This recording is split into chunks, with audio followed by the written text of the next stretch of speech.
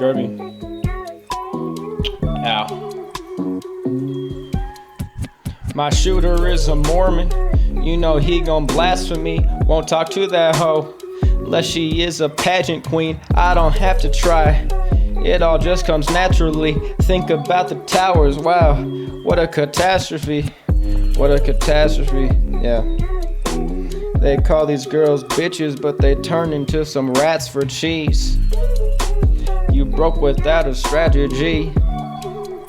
Oh, what a tragedy. Gerbert.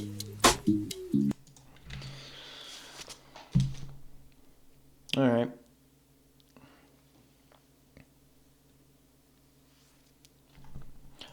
I'm back again. One take.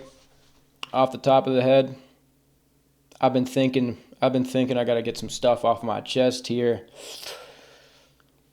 Might have cracked the code. Might have cracked the code to life. I talk about gooning a lot, whacking it, jacking it, to the point where it's a little bit corny at this point, I guess. But here's the thing about being corny. You gotta be corny sometimes to reach the kernels of truth. That's why you have to let go of your fear of being corny. Just let it flow. Don't worry about it, because sometimes the path of corn is the path of truth. Speaking of corn, there's this phrase going around, corn brain. I'm not going to say corn, porn, whatever, age-restricted video at this point. I can't sit here and work around. Someone has a porn brain. What does this mean? Well, I've talked about it. There are a lot of negative brain changes that happen through frequent pornography usage. But it goes beyond that. If you think about it deeper, it changes the way you view things, specifically when talking about relationships, when talking about the opposite gender, things like this. Sure, it enlarges the amygdala, it increases your stress response, it can mess with your motivation, etc. But really it's a problem of over-sexualization. See, what people think about pornography, what I used to think, the theory, the framework they look at it through, is that it helps expel and relax and express. It expresses sexual tension. It relieves it. So if you don't do it, then this tension will build up and it could be unhealthy. It could end up being a problem. I've come to look at it, and there's plenty of evidence to back this up. I've come to look at it the opposite way. You know, what they are positing is some sort of catharsis. You let it out and it's gone. Really what we observe when we even look at the neurological studies, the literature, is that the more you engage with this kind of content, the more you obsess mentally over sex. Your thoughts become more and more sexual. You don't release anything. You don't satiate anything. You only feed it. Because that's the very nature of lust, is to not be filled, is to not be satiated. So it just keeps on growing in your head. There's no relieving anything. It gets bigger. It gets stronger. It is ceaseless until, maybe if you turn like 70 and you have no libido, even then.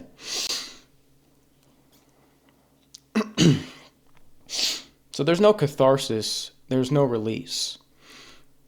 In my theory, when talking about people with porn brain, okay, well, let me break it down a different way. There are certain qualities that you would associate with a male coomer, that people who are now considering pornography to be harmful would associate with a gooner. Things like being lazy, being drained, maybe being overly emotional. It can even get to the point where you're a little bit creepy. I've pulled up papers on one of my videos about how men who end up having pedophilic inclinations, interests, these psychosexual, neurotic kind of behaviors, they are manifested, they crystallize through pornography usage. So when people make these arguments like, oh, CP is good because these predators, they look at it and then it gets it out so they won't go act on it. What the vast majority of the actual psychological literature says is the opposite. It only accentuates, it brings it out. What would prevent this would be not indulging in these kind of behaviors or thoughts at all. Letting them go, ignoring them, right? But we also got to think, there's plenty of talk about male gooning. Like now it's people talk about it more and more. People are going, okay, maybe there's something, guys should stop watching pornography, stop jacking it. But what people don't talk enough about is female gooning, because the huzz be gooning, brah. I mean, they even have these ghastly Neo-Babylonian devices. The Hitachis, they go, and they put them, and they do ungodly activities.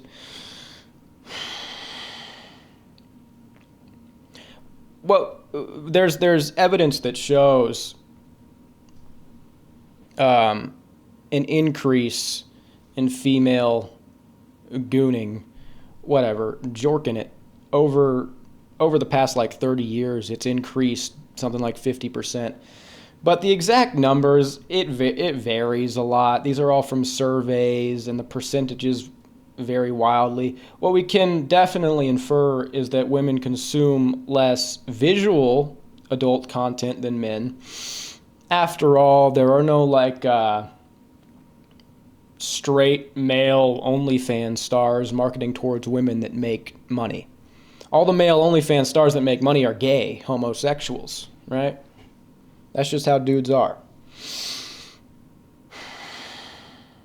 But they do consume other forms of goon slop. There are these fan fictions, these Wattpads, these books. It's a narrative. And some of it's fairly benign, like these book talk books, A Crow of Glass and Castles, shit like that, all these dumbass books. They're all right. I mean, some of them could be considered literature. Other stuff is just straight up smut, goon material, which I wouldn't differentiate much from normal pornography. And we think about behavior of quote-unquote modern women, the evil modern women. You think about things like hybristophilia. It's an erotic attraction towards criminals, which you can kind of observe is a big thing now, bigger than it ever was, maybe. I mean, with Luigi Mangione, it kind of makes sense. That's a handsome guy. It was like a political assassination. People are disgruntled with the American healthcare system. Whether you agree or disagree, it makes sense. But then there are guys like Jeremy Meeks, where he's just a criminal. Like, what he did it didn't have any real meaning behind it. He just, like, beat up an old guy or something. I don't know if he did that, but it sounds funny, so that's what he did. But he's extremely handsome, so it kind of makes sense, whatever. But even just normal ass looking guys, or even scuzzy, kind of fucked up looking guys, their value is increased a lot by virtue of them being criminals. And there's a way to look at it where, like, our modern lifestyle of men, if you're sitting down, you're working in an office all day, it's so bitch that women are now attracted to, like, this hyper masculine distortion, which is a criminal, something like that. But really, behavior like hybristophilia. There's also studies about grape fantasies. Many women hold these grape fantasies. And people say, oh, well, that's just female nature, something to this degree. Well, it's like, is it male nature to line up by the hundreds to go sleep with some OnlyFans model? Is it male nature to do the opposite, to also have grape fantasies? But,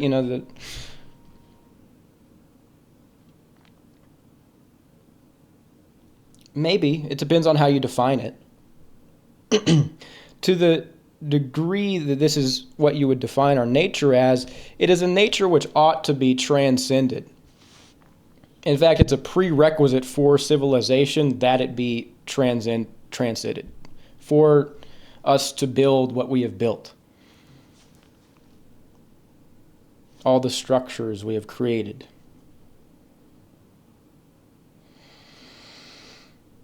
But what we're seeing now is this same restraint, this same chastity, the same reserved nature is gone among these present generations. And my theory is this isn't just our nature. The nature is brought out through over-sexualization. And it's not even just over-sexualization like in a primitive way. It's like hyper-sexualization through digital external stimulus. And the more these things are indulged, the more they accentuate this darkness, this inclination, this nature, which is degenerative, which when really looking at it through an ethical or moral lens is often twisted and fucked up. Hybristophilia. Women fawning over serial killers. Men stomping over each other. An instant a broad comes around in the social circle that your homie, you were just having fun, they were nice. Now they start making fun of you, cracking jokes towards you. Because, hundreds of guys lining up to sleep with one of these OnlyFans, like,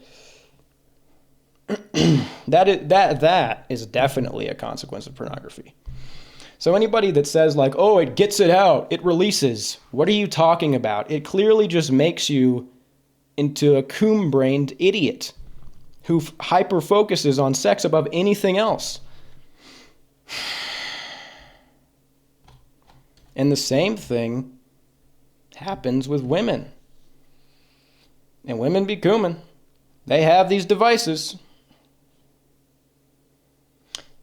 I think a lot of the traits we would negatively associate with modern women and modern men are correlated with this hypersexuality, with this porn brain.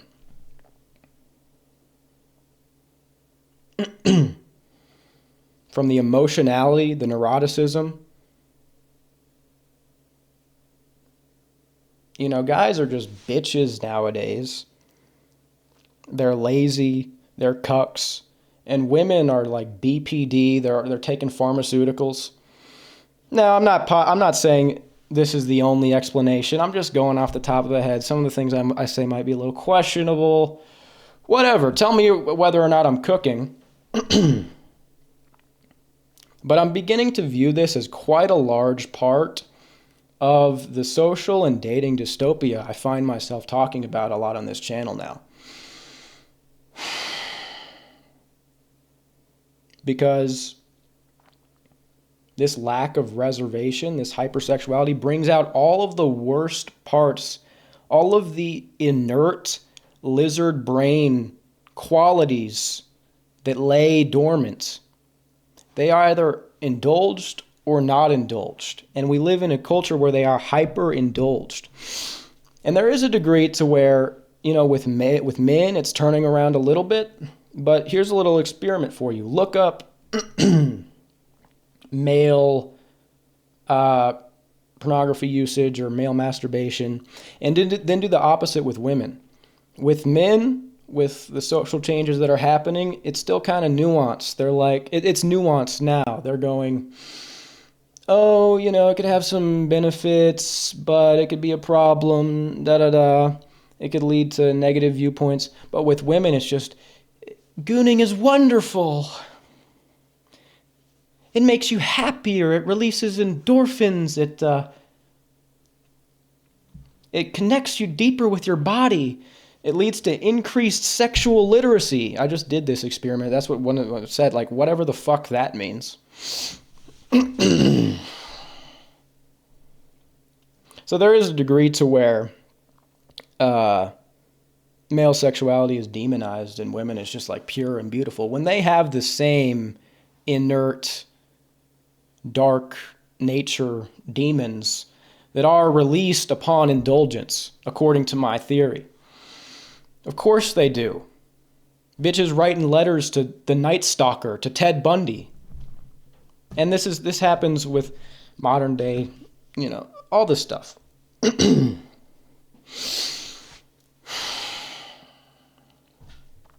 People say, oh, that's just their nature. Well, I think it's brought out. I don't think that's just their nature. The same way I don't think it's men's nature to do any of the ridiculous shit we see men doing nowadays. Nature or nurture, they're always interplaying off of each other.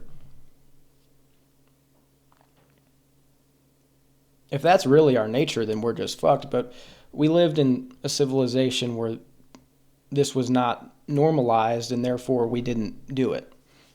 Where we were more repressed, we were more reserved. Repressed isn't the right word. It's really just not indulging a clearly degenerative instinct.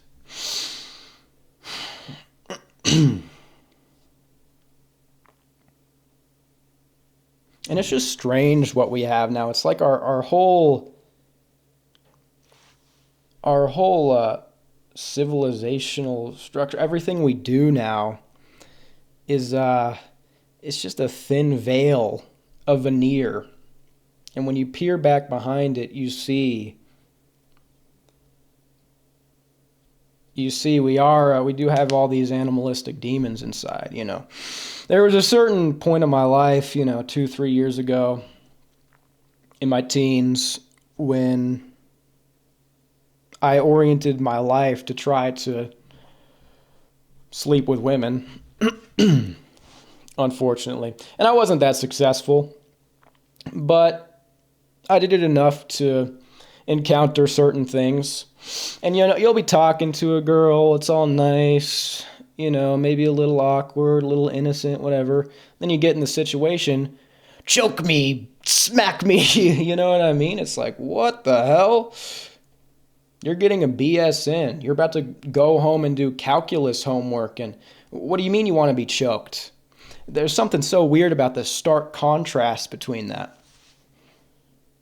Like, we live in all these structures that people built, and we were only able to build them because we weren't these hypersexual apes.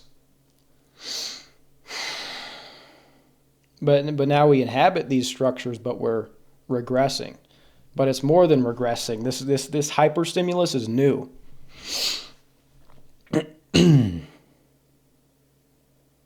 And there's just this weird dissonance.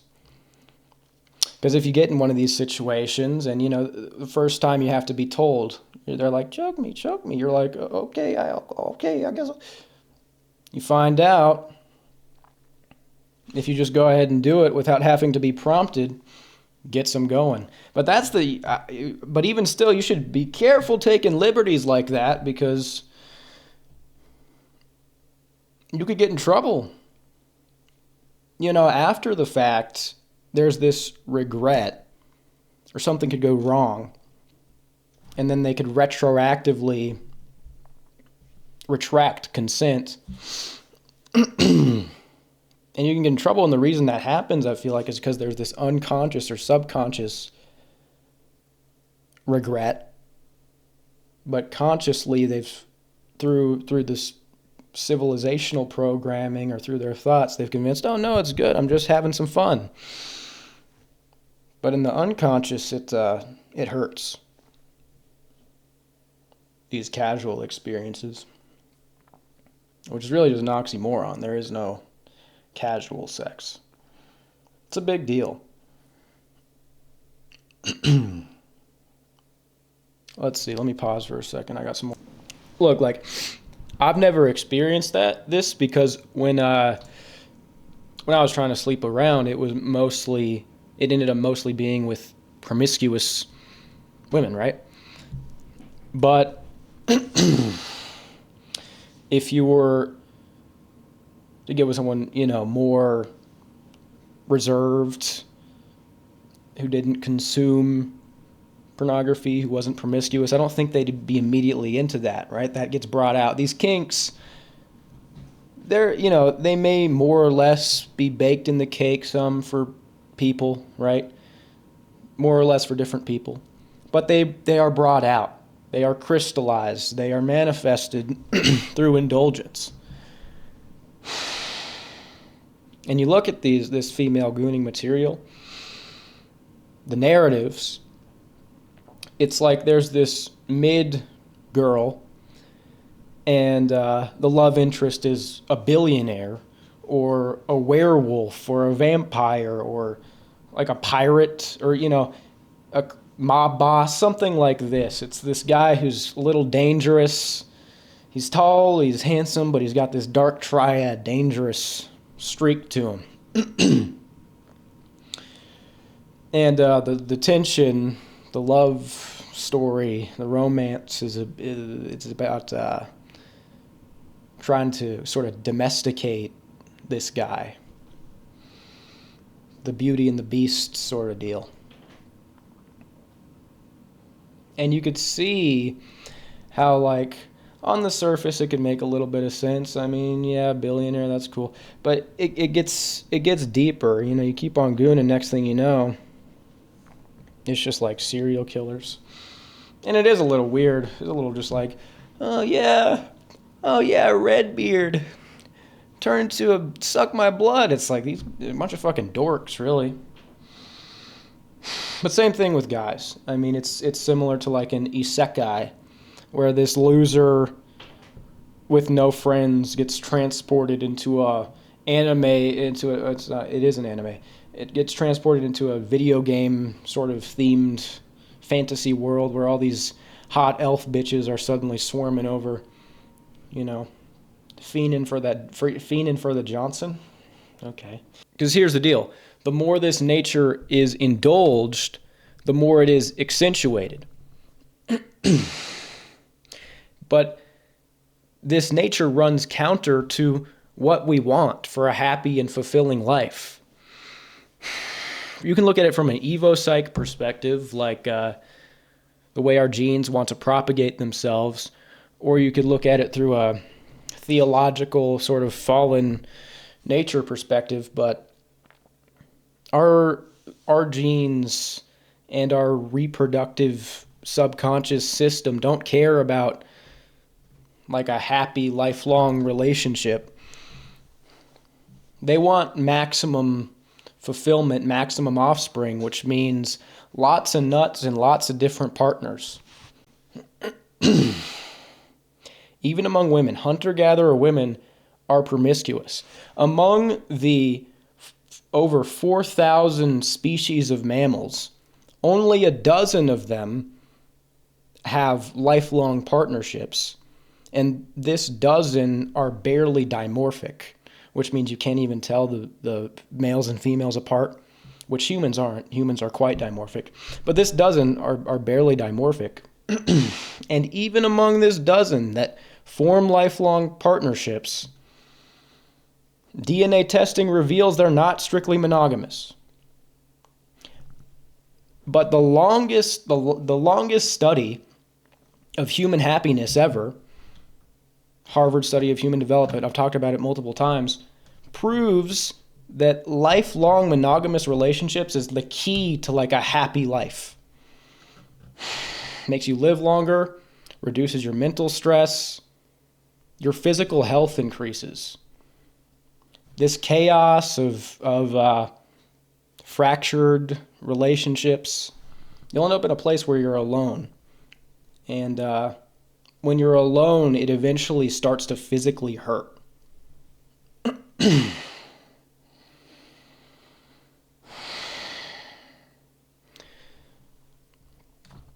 So yeah, I relate this back to the dating problems we have today, and I'm starting to frame a worldview where hypersexualization, porn brain, is a big problem, is quite a large factor.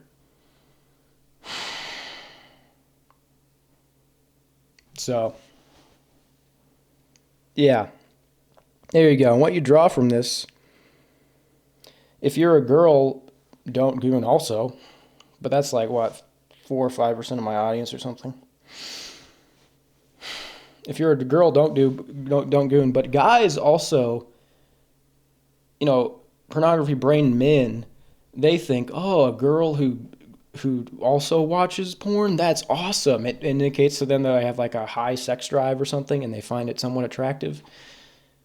It's not. You should also stay away from that. I think it correlates with all these complaints you may have about modern women. I think this is the kind of shit that turns them into crazy, gets them wild, just like it destroys men into these dogged idiots standing in a line to go, pork Lily Phillips for like 30 seconds. So there you go. That's the video. I love y'all. I love everybody. Goodbye.